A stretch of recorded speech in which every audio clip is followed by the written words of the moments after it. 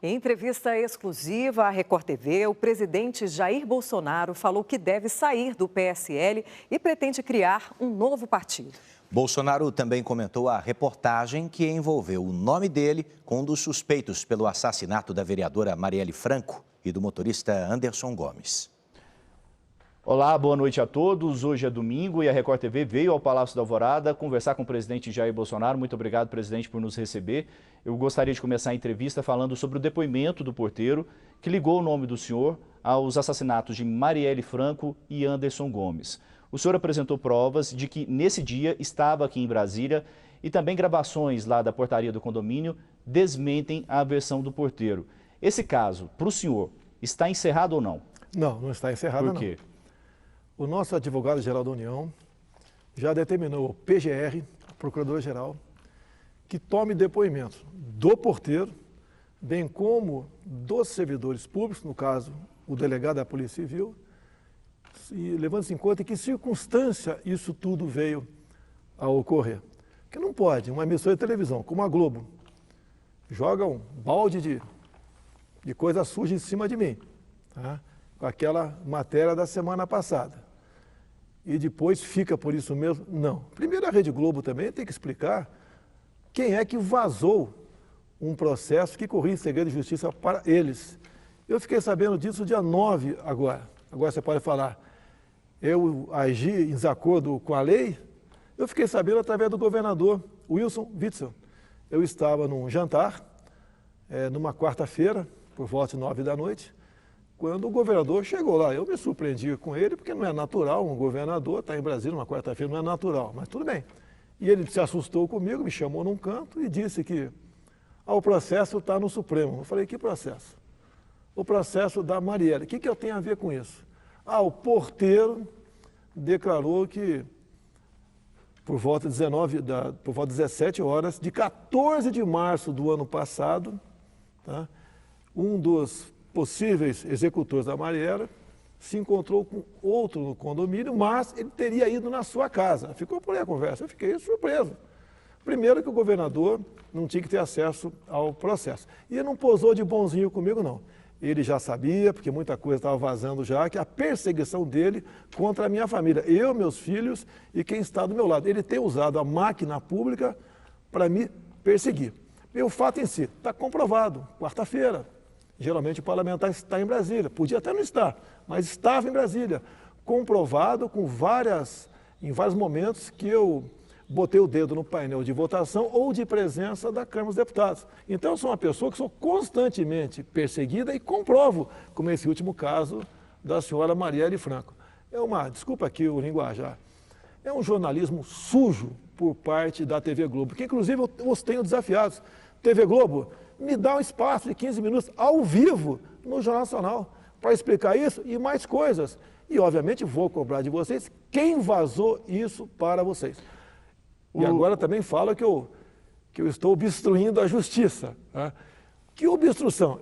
Apenas eu falei com meu filho, ele foi na portaria, coisa que qualquer um dos 150 moradores do condomínio podem fazer, colocou a data 14 de março do ano passado e todas as ligações para a minha casa e para a casa dele, ele simplesmente botou o áudio, né, e filmou esse áudio, nada mais além disso. O senhor foi procurado pela produção da TV Globo enquanto essa matéria era feita?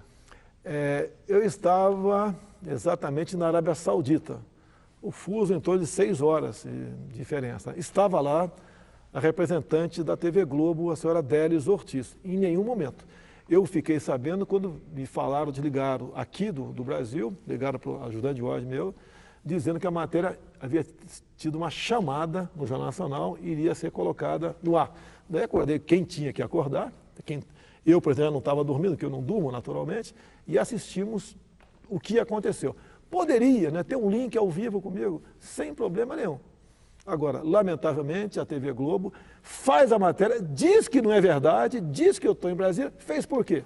Para, mais uma vez, dar margem a pessoas achar que eu sou um dos possíveis mandantes da senhora Marielle Franco. Vamos falar um pouquinho de economia. Essa semana, o ministro Paulo Guedes e o governo, né, pretendem apresentar ao Congresso Nacional algumas propostas de reforma do Estado, pacto federativo, também mudanças no regime fiscal e também a reforma administrativa, até uma mudança na lei de privatizações.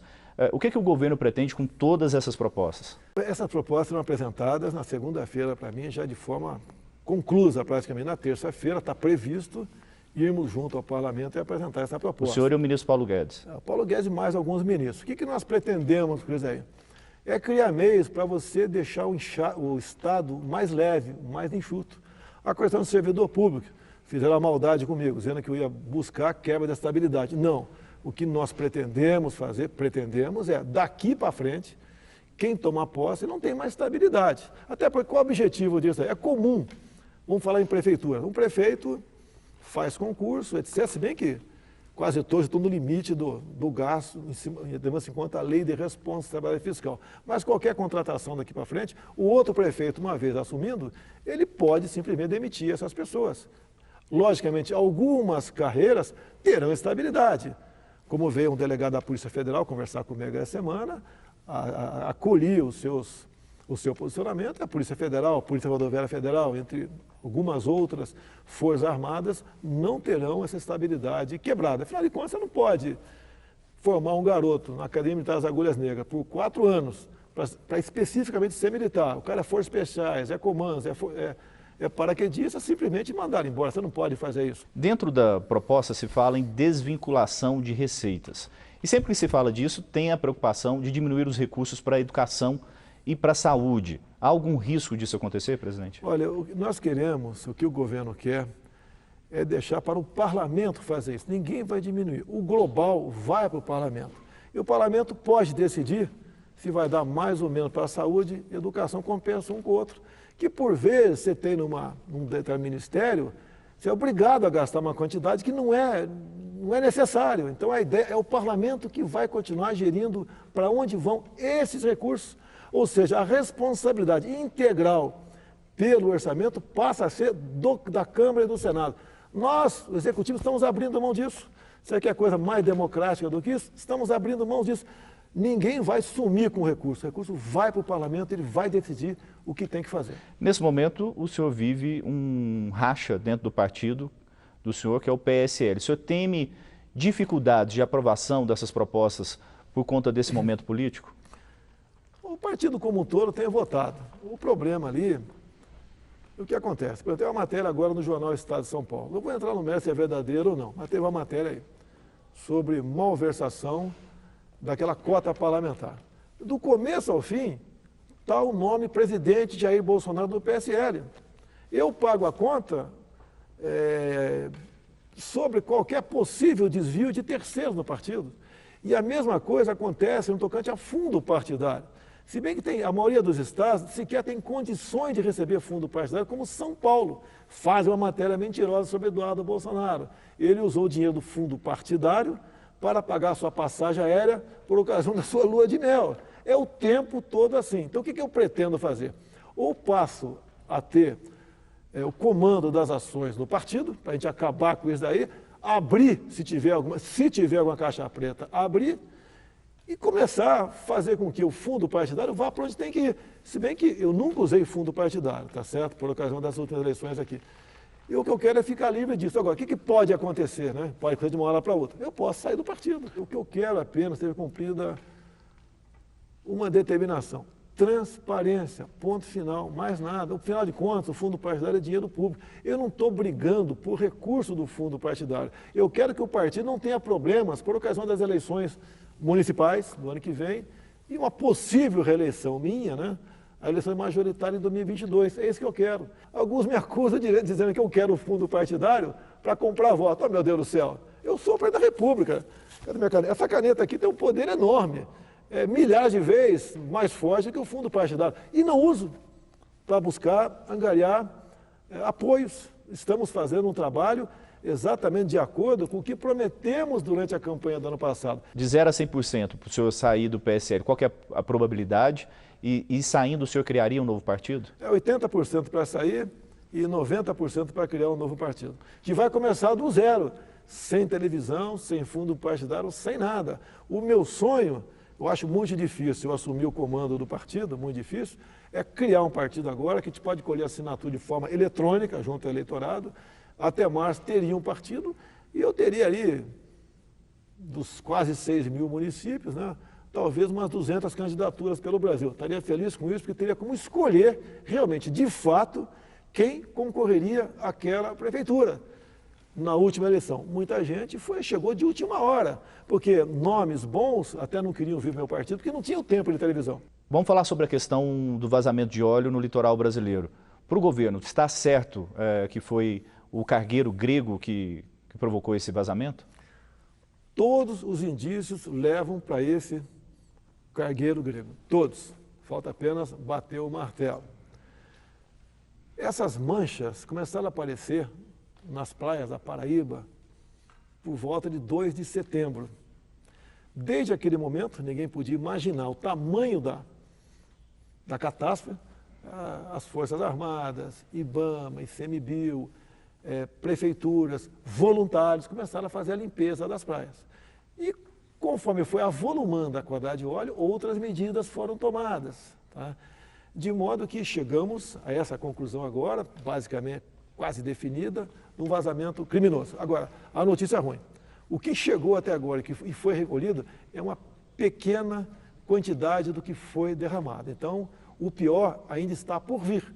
Não sei se na costa do Brasil, se bem que as correntes, tudo indica que foram para a costa do Brasil, e como é um petróleo que tem uma densidade um pouco superior à água salgada, ele não vem por cima, vem por baixo.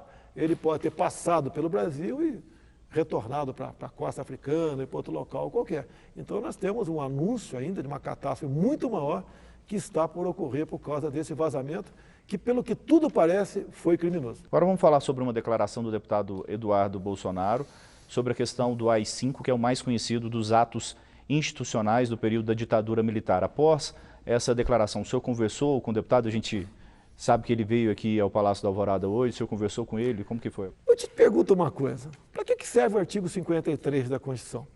Lá está escrito que os senadores e deputados são invioláveis, civil e penalmente, por quaisquer palavras, opiniões e votos. Ponto final. Agora, foi infeliz o garoto, puxei a orelha dele, porque falou AI-5, tivesse falado outra coisa qualquer, 10, mas o pessoal aproveita e tudo que a gente faz se potencializa. Digo, deixa bem claro, os meus filhos não me atrapalham. Sempre se fala que o problema são os filhos do senhor. Como o senhor vê esse tipo de... Muito pelo contrário, tem me ajudado muito, né, a identificar pessoas que não estão na nossa linha. Acontece, algumas onerações foram feitas no passado, trabalho que um ou outro faz, orienta, nesse sentido. Ninguém vive dentro do palácio dizendo que eu tenho ou não que fazer. Dizem sim projetos, propostas e também quem está fora da curva. Quem está fora da curva mudou, o Brasil mudou. Até há pouco tempo era um país onde a família não existia, onde a ideologia de gênero era uma marca, tá certo? Onde a meritocracia também não existia, mudou. É um presidente agora que respeita o Estado laico, mas é cristão. É um presidente, um governo que respeita a família. Se alguém não estiver nessa linha, vai esperar no futuro o PT voltar e vai integrar esse gabinete no futuro, não no meu atual. Presidente, obrigado pela entrevista, boa noite. Boa noite.